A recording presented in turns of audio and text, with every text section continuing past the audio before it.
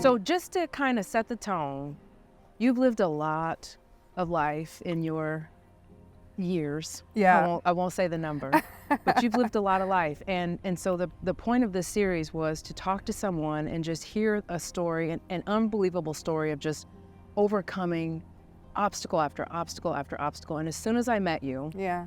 and we started talking, I knew that you were that person. So let's start out with, and we're just going to jump all over the place. Who is Kaighla today? Kaighla today is the culmination of and the guardian of all the other Kaighlas.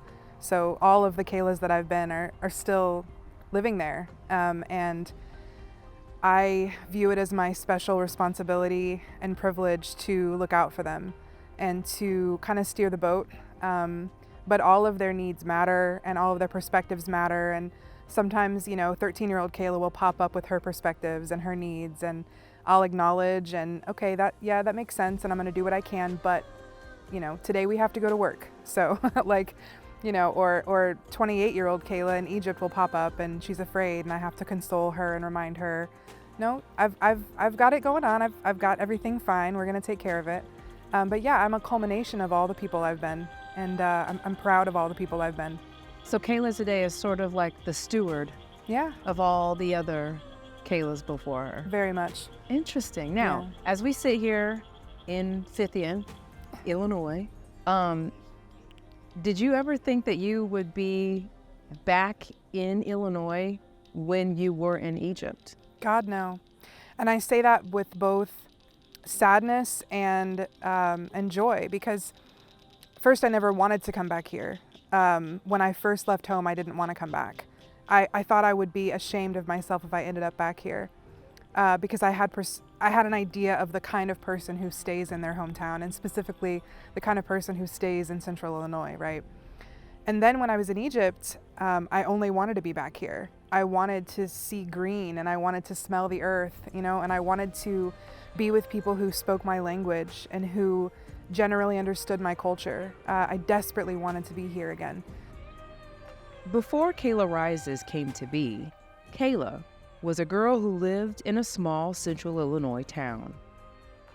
So tell me a little bit about your earlier years. I read through your book, and you've always had faith has always been sort of a central theme. I became a very devout evangelical Christian when I was about 15. And I think it was, because the community offered me a kind of stability that I didn't have at home, a kind of security and structure that I did not have at home. And it offered me hope in a poverty-stricken home that there really wasn't much hope. The church offered me hope and connection and support that I didn't have at home, until they stopped offering me that support and connection, when I stopped abiding by their expectations. While on a mission trip to India, Kaighla got pregnant. Expecting and unmarried, she says she was asked to leave her Christian college. I was really angry with God for a while. I was confused, and a lot of the things I learned in Bible college made Christianity untenable for me. I didn't believe it in my mind anymore. It was no longer logically sustainable for me. It didn't make any more sense to me. And so I said to God, basically, listen, we're going to go our separate ways. I don't buy it. And if you're saying that's the only way, well, I mean, I guess it sucks, but I don't fit this. This doesn't work anymore for me, right? Sure. Dio was born in 2008. Kaighla was now living in Chicago. My son was about 6 months old, and I ended up homeless and in a really bad situation. And the church didn't have any help to offer, and my family didn't have any help to offer, but the mosque had help to offer. Kaighla started studying world religions. She says she instantly felt most connected to the Muslim faith. I thought, this seems like my hope. This seems like this could be turning a new page for me and my son. This seems like it could be a place to belong, really. And so I reached out to a mosque, and he just said, I want to know about converting to Islam. I want to talk to somebody. And of course, no one at the mosque spoke English. When I called, no one understood what I was asking. But they were able to connect me with someone who did. And she helped me to get a job at a boarding school in Elgin, which had lots of empty rooms. And so they invited my son and I, at the time he was a year old, to live at the boarding school while I worked there tutoring English. And that was definitely a new page. A new page with new customs and new expectations. So when I converted to Islam, I was not interested in finding a partner. I was focused really on getting stable, being with my son. But almost as soon as I converted, there was a lot of pressure from the community I was a part of, which was mostly Pakistani and Arab community, to get married. It was very much, you're a single mom, that means you're at risk, you're in danger, you need a man to protect you, a man to provide for you. And, you know, coming from a home where I either didn't have a father or I had a really bad one, I thought, okay, well, this could be good for my son. Like, okay, you know, yeah, we need providing, we need protecting. That sounds okay. So the 23-year-old single mom decided to be open to finding a partner. And so I started looking for a partner, and I met this man. I met Saber on a marriage site. I think it was called Muslima.com. So I agreed to meet him. Meet being the key word. And he came to Chicago in October. So I converted in August. He came to Chicago at the end of October. So you're still very new. Very new. I knew very little about the religion. Saber got off the plane in Chicago, met Kaighla, and immediately asked her to marry him that night. Her guardians at the boarding school did not approve. But he was adamant. And the men conferred and came back and said, we don't think you should marry him. Something's fishy. They were married. That night, Kaila's son's African name was changed from Dio to Abdullah. Kaila's new name was Abdullah. By the end of November, I had moved to New York. Okay. Dio and I had picked up and gone to New York. And that was not a very fun experience for us. And we stayed in New York until he received his notice of deportation. They ultimately ended up in Egypt. There, Kaighla met Saber's first wife and 6 children. I thought, you know, if my husband was far away and I was raising kids by myself, I'd be so happy for him to come home. I thought she was going to welcome me. And I watched Sister Wives, and I thought, like, we were going to have, you know, like, we were going to have our little homestead, and we were going to raise our babies together, and she was going to be my friend. And I have a tendency to idealize. Saber's first wife lived in a 3-story home. Kaighla was given a small apartment a few blocks away. Heavily pregnant with her 3rd child and home alone with no money, baby Rumi was on her way. So I'm in labor, you know, I'm walking around the park to try and move labor along, and everybody in the family is begging me, go to the hospital, go to the hospital. I'm like, there's not a medical emergency. Giving birth is not a medical emergency. It's my 3rd child. I know what I'm doing. I got onto my bed with a towel beneath me and put myself in the most comfortable position I could find on my hands and knees, in the same fashion by which I had birthed Saji. I had one more final contraction before her head emerged, along with the rest of her body easing out with one swift flow. I moved a few inches forward on the bed just in time to balance on one arm and catch her. She was tiny, 6 pounds at best, color was normal, and she was covered in vernix. I stood on the floor, picked her up, and placed her on my chest.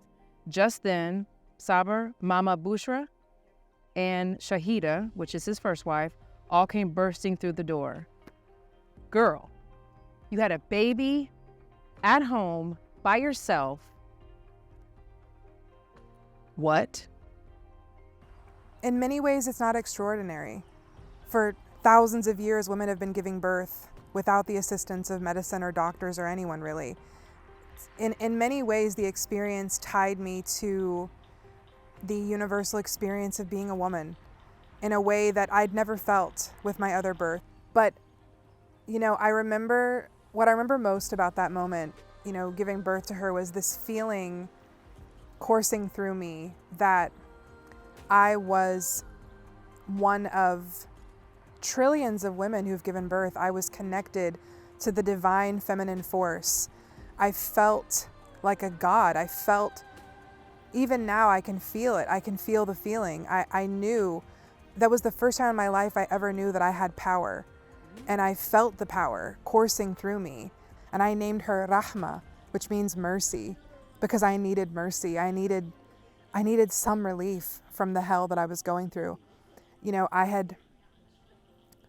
don't really even know how to put it in words, but every day was hell. It was torture and isolation. And, you know, he was lying to me and abandoning us and leaving us without enough food. And a lot of times we didn't have water because the water system, the irrigation system would go down and we just wouldn't have water. And he would just leave us without money. In 2014, the Egyptian president was ousted. Kaighla's husband, Sabr, was of the same political party and faced threats in his homeland. Basically, they told him, if you don't leave Egypt, we're going to kill you. So he fled the country. He fled Egypt because he supported the president. And the people that took power didn't support the president. It was a military coup. So Sabr abandoned all of us in Egypt and ran away to Canada, left all of us, the wives, the kids, everybody, and ran away to Canada. After 6 months, her kids went to Canada with their father, a political refugee. Kaighla ended up back in the States, homeless and in another shaky marriage. I naively married yet another man that I did not know, you know, for desperate reasons, like before. Sure. Kind of a repeat almost. He was different, bad in his own ways, but different. And we ended up coming back to Illinois in 2017 because I wanted to be close to my sister and because I wanted to have my kids and we couldn't afford them in Tennessee. And we were married for 4 years. And then he got his green card and then he left. That was 4 years ago. Since then, Kaighla's been to therapy, written 5 books, and found love again. Our first date was actually here at Sleepy Creek almost a year ago. Oh, fitting. I didn't know that. You know, he loves my children as they are, and he accepts me as I am, and I accept him as he is. And I never imagined I would have such a loving relationship, you know, after all that I've seen and been through. But, you know, when I chose my new persona, it's Kaighla Rises because I just keep rising. I burn up, you know, like a phoenix, like I burn and I burn and I burn. And I've had so many ego deaths. I've seen the end of so many versions of myself. I've watched myself die in so many ways, so many times that I'm not afraid anymore. I have seen the very bottom of who I am. And I don't have anything to lose. I know what it is to live with nothing, to live with not enough food, to live without water, without electricity. I know how to live in any situation. If there's anything I've learned from my young life, it's that nothing is permanent. Change is the inevitable, and death is a certainty. Trauma taught me to never relax too comfortably into happiness. Just as ease follows hardship, I've learned that hardship inevitably follows ease. I've always been a writer. I've been writing since I was young. I remember in like junior high, I wrote a memoir called Unknown Reflection. Oh. It was very much Mulan, like when will my reflection show who I am inside. I wish for the life of me that I had saved those floppy disks. The kids now range in age from 15 to 9 and have all developed into their own unique person. So Dio is 15. He'll be 15 in a couple of days, actually. Dio is very talented in the arts. He draws very, very well. He's a singer and a dancer, and he's in show choir and orchestra. Dio has a heart of gold. Seji is 12. She is very allergic to animals, and yet she's an animal whisperer. All animals love her. They just flock to her like Snow White. She's got a gentle spirit, but a fierce wit. Rumi is 11 now. She just turned 11. Rumi is a fashionista.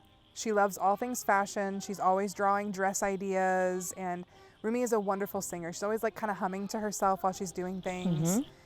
Dio is an excellent whistler, by the way. My house is full of singing and whistling all day long. Nice. And Izzy is 9. Izzy is the easiest of my children. He is always happy. He's very into parkour. He's always like bouncing off of things. He's literally like just hanging off of things like a monkey, just bouncing and hanging off of everything. Last question. Who is Kaighla? One more time. I think that Kaighla is a poet. I'm an artist, and I'm a storyteller. With all the sorrow and all of the hurt and the unimaginable pain that I've experienced so much more joy. I count myself very, very blessed for the joy and the beauty that I have witnessed. Thank you so much for sharing your story. Yeah. So glad you're still here. Thank you so much. A toast to you. Me too.